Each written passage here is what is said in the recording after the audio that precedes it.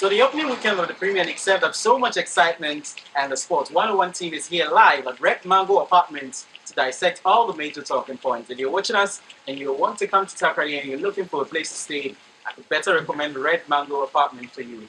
Great scenery, best rooms, and a wonderful ambience.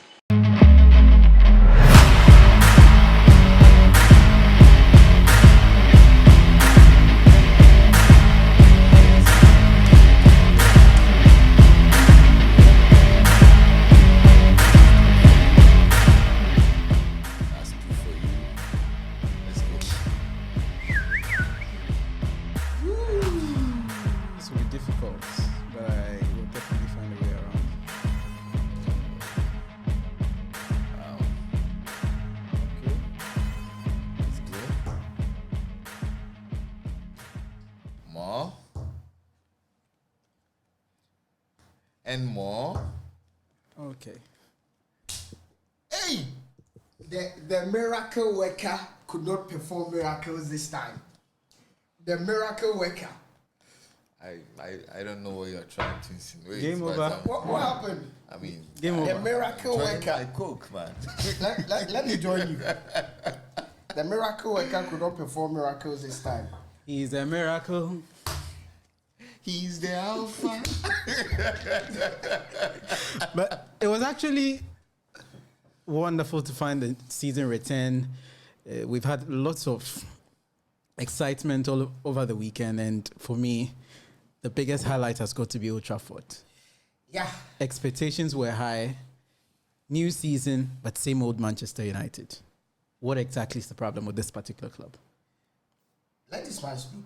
He said Ten Hag would. Well, I still think Ten Hag will perform a lot of miracles, and I still. But coming events cast their shadows. No, and you look at the so. game today against Brighton and Hove Albion. That was actually United's first half was poor.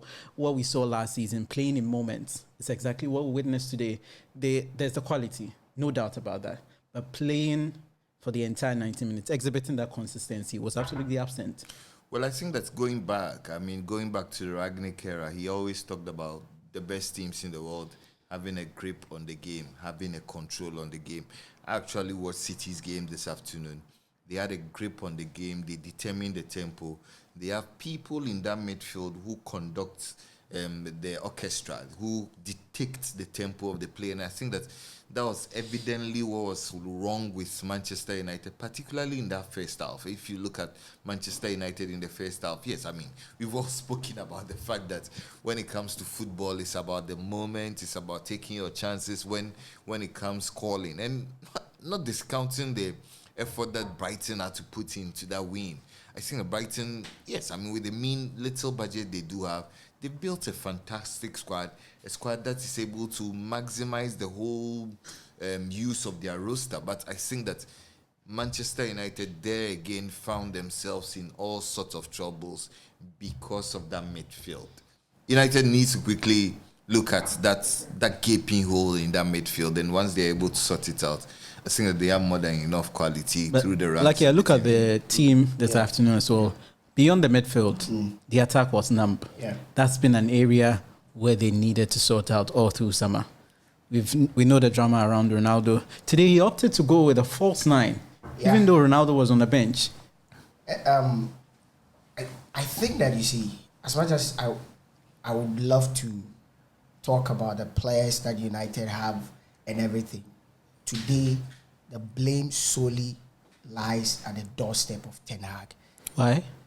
One, you're playing against a team that practically set out in a 4-5-1 formation, literally packing the midfield. This is Brighton, for crying out loud. You're playing at Old Trafford.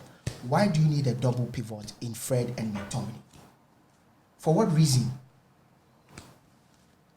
No, for what reason? And if you realize, in the first half, Brighton were so good in the pressing that anytime Fred got the ball, they were pressing Fred, and then Fred lost the ball on countless occasions. He was virtually the weakest link in that midfield. He was virtually the weakest link.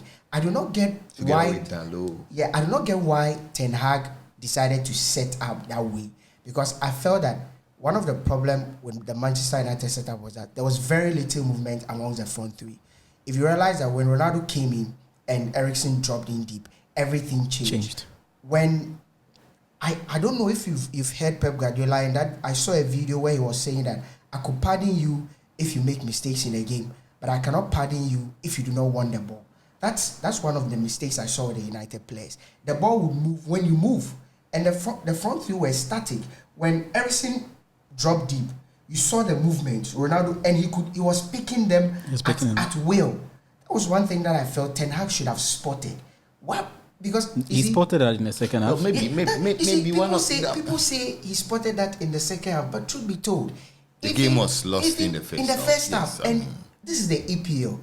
You either have a very good 90 minutes or you have a bad 45 minutes and you lose the game. And that's what happened with Manchester United. Exactly the case. I'm sure that going forward, probably he would correct those errors. But I think that today, let's not blame the players too much. Tactically, the setup was bad. Wrong. Very, very, very wrong. And you talked about the players. Listen, one, United do not have scored in depth. If United put out their first 11, the rest, I'm sorry, but they're a bunch of nobodies. They cannot influence game. Kofi went there he threw in the City bid. I saw in the last 20 minutes when Riyad Mahrez was brought on, Calvin Phillips was brought on, Bernardo Silva was brought on. These are starters. United do not. He could only fall on Ilanga, Garnacho, maybe to some extent. That's the thing. Malacia, that's why I'm still struggling. What's Ten Hag's fixation with Frankie de Jong? Frankie de Jong has evidently it's clear there's a gaping hole in that midfield, and maybe Frankie is the solution to it. If Frankie is the solution, the guy is, from all indications, he doesn't want to come to Manchester United. So who is that option? Well, that is another subject matter for another debate. But you are trying to poach a player for almost about 3 months now. You're not getting him. What's the backup? What's the solution for that backup? Well, I think the transfer window ends on 2nd September. We have to wait and see what happens. But I think that today's loss should solely be put at the doorstep of Ten Hag. I'm sure Kofi has talked about how good he is a manager. Yes, he's okay. I think we've thrown, like I said, I keep saying we throw around the word good for God knows how long. We've seen Manchester United. We've talked about how poor they were today. Let's move to their City rivals and their last season's champions. What do you make of City's performance today? Well, I think City were absolutely majestic. I struggle to find words to, as it were, describe the way they played today. Listen, if you put this game into context, this was a game that nearly lost them the league last season. Exactly. I mean, half-time, they were down by 2 goals. Mm-hmm. And so they went there with a degree of measure. They went there with a degree of control. And that's why I think that the very best teams set themselves apart from the others. What happened at City, at the London Stadium this evening, was that they went there. They played the game to their pace. They controlled the game absolutely from the first minute to the 90th minute. And you can keep talking about the brilliant players City do have. You can keep talking about the fact that they have exceptionally brilliant players. But the one thing that sets City apart from, maybe to a large extent, Liverpool, apart from the chasing pack, is the mentality and the attitude of the players. Exactly. Listen, if you watch City play, the hard work they put into regaining possession when they lose possession. That's always been their hallmark. It is what sets them apart. Exactly. And for me, I mean, we've spoken at length in pre-season about Haaland. Will he do well? Will he do? The guy is 22 years, and I shudder to think that if he does stay in this league for the next 8 years, he will break every record. I think he will shatter Sergio Aguero's record at City. That's without doubt. But you look at him; he's carried with himself the reputation of always laying down a marker. Yeah. His first impression always counts. He scored on his debut in Germany. He actually scored two in the Bundesliga. Mm-hmm. He scored in the Champions League on his debut. He scored in the Premier League on his debut. He scored 2 today. And it clearly tells you this is a man that knows how to warm his heart into the minds of people. It's his attitude, his mentality. He's a strong-willed person. His character alone. And like Kofi said, it's the character that Pep Guardiola has built with this team and in this team that is setting them apart. And the quality in depth. We spoke about the fact that this is a team that has the luxury of putting Riyad Mahrez on the bench. Last season, he scored 25 plus league goals in the league and in Europe. They have Bernardo Silva. They have Calvin Phillips. They have Julian Alvarez. They threw all these guys on, and I was sitting back watching again. I was laughing. I said, okay, this is a closer look to speaking of that particular changes. When I saw the number of changes that were thrown in, and I was like, oh my God, we are using 5 this season, and City have this much depth on the bench. I've constantly told you about the fact that I think that the 5-man substitute rule, he defies the principles I of fair personally, play. Look at the guy City had to bring on.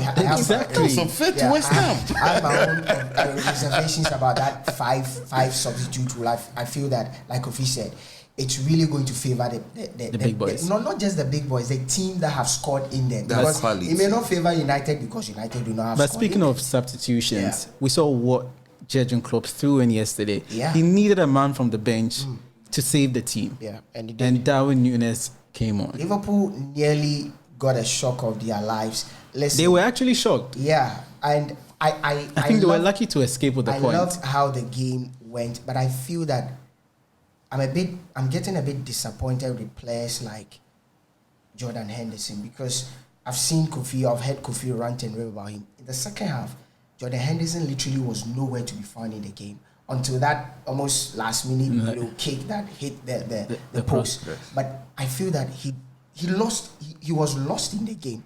I feel it's time Liverpool look for a creative force in the middle. But could one see thing the about gaping- that particular 11 they fielded on Saturday was that they had 5 of the players 30 plus. Yeah. So if they were overrun in that midfield, don't be surprised. That's where I'm going. When Thiago Alcantara left the middle, you could see that they needed somebody who knew how to play in spaces, especially when they were struggling to break the team down.